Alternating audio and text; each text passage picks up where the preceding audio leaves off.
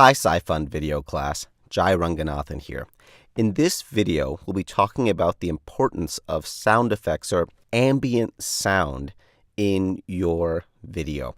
Now, we all know that adding music to your video can be a really good way to make your video more interesting and to sustain viewer attention.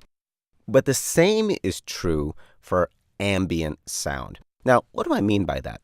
Let me give you an example of what I'm talking about here. Here we have a beach scene, and you can imagine this is a marine biology-oriented video where I'm talking about something about the beach or marine life or whatever.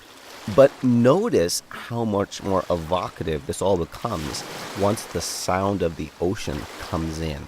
You suddenly are drawn much more into the video. Now, I don't have to call attention to the ambient sound, to the sound of the beach, but the fact that it's there subtly cues the viewer in, subtly pulls them into the video. A really important thing with these soundscapes is that you fade the sound in and fade the sound out. What do I mean by that? Well, to show you, let me turn the sound of the ocean off. If I bring back the sound of the ocean all at once, like this, it sounds really abrupt and jarring.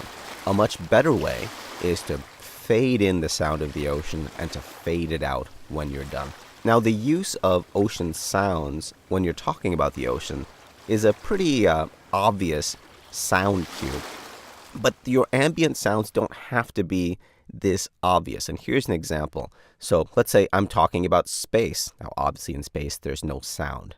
Maybe I'm talking about galaxies, stars, it doesn't really matter. But notice how much more evocative this all sounds when the sound of what I imagine space would sound like sort of comes up behind me.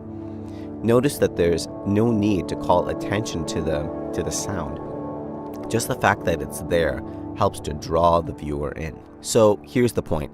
Use ambient sounds or sound effects and make sure to fade those sounds in and out in a gradual way.